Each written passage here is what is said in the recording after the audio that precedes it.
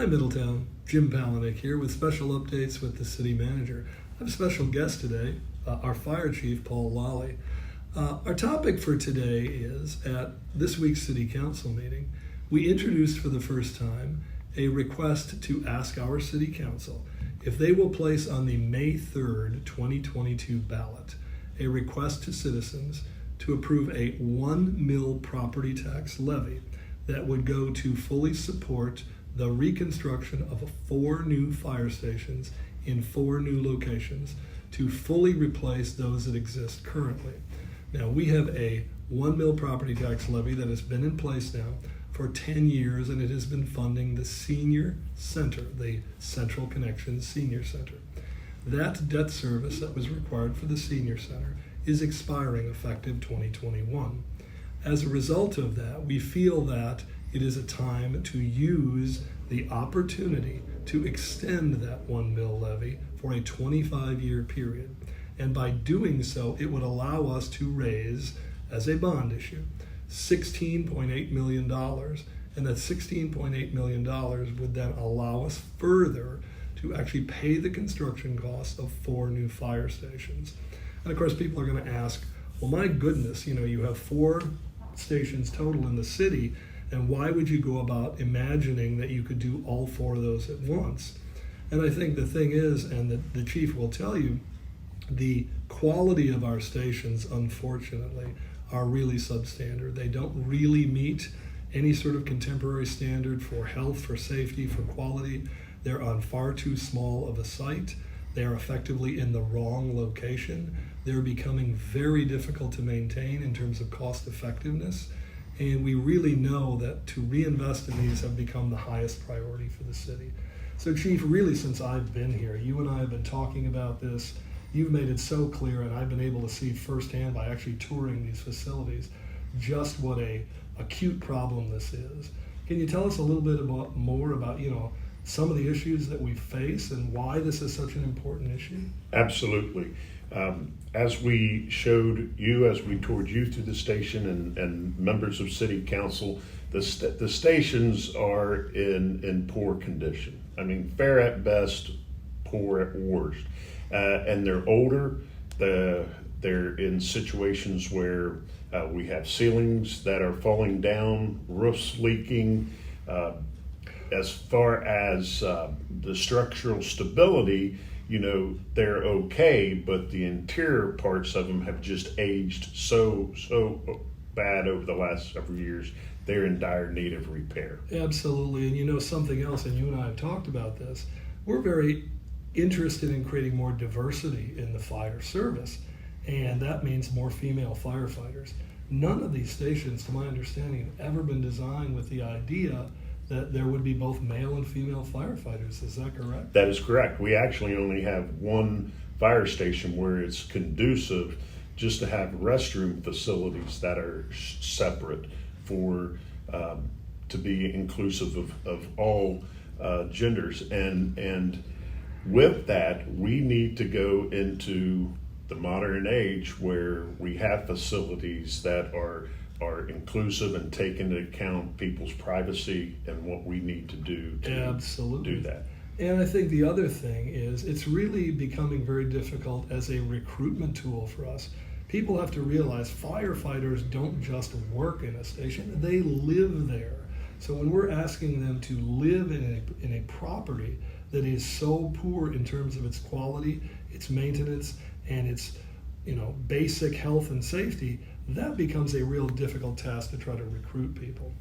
That is absolutely correct. I mean, if I'm a young person coming into the fire service and everything's on an equal playing field, and I'm looking, because today you have a choice, more of a choice now in the fire service of where you're going to pick to work than somebody did when I came into the fire service back in the 80s. And if we put everything on a level playing field, I'm going to look at things like quality of the station, the health and safety of the stations. And that's where Middletown, where we're lagging behind. We recognize that, and now it's time to do something about it. Absolutely. So I think this question has become really clear and acute. We have to reinvest in these critically important public safety facilities. So that's why we've asked the city council ultimately to put on the ballot, and we will be asking voters to commit to extending that 1 mil property tax levy for a 25-year period. In the process, it'll raise the amount of money. We have prototype stations designed for 3 of these areas. One of them will be larger as a headquarters facility. And by doing this all at the same time, we'll have incredible savings in terms of economies of scale. We'll be able to bid it all at one time. We'll take advantage of historically low interest rates. So much like what we did with the paving levy recently, we'll be able to get so much more done as a result of this process. So one of the questions the public may want to ask is, so why is this coming on the ballot on May 3rd of 2022? Is there a chance we could actually bring this beforehand because it's an important issue in November?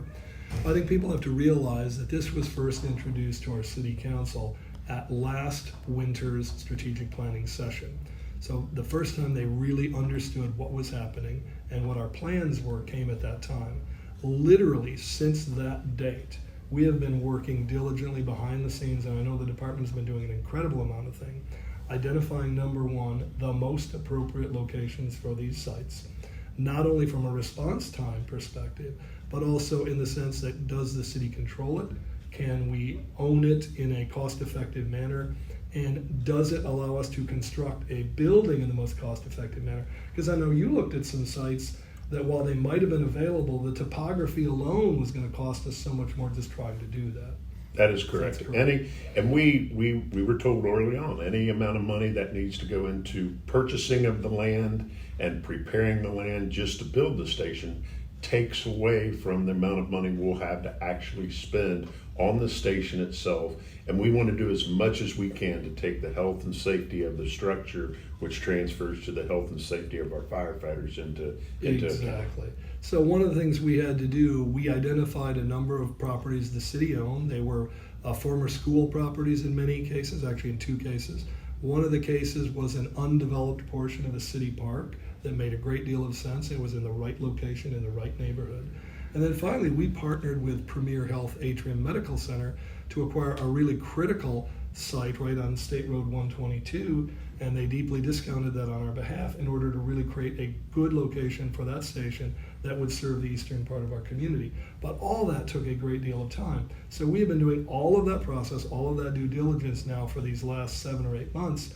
And finally, once we were in that position, we recently took the request to the city council to say, these are the preferred 4 locations. We would like you to officially designate them and officially allow us to purchase this property from Premier. Once that occurred, we then, of course, are bringing forth the ballot question.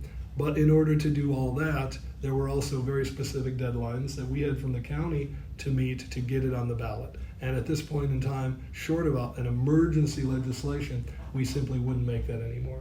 So while I think we recognize, obviously you and I know this is a really important, acute question, it takes a lot of work in government to get some of these things done. So hence the reason that it's being in May rather than November. Yes, and those 2 sites, the site on the far east end of the city and the north end of the city, were probably 2 of the most difficult spots for us to locate land and a station to be within the perimeters that the station location studies showed, and the opportunity presented itself out on 122 on the Atrium property, and then on the Sophie Stoles Road property. Exactly. That just fell right into place, that kept us in the plan. Exactly.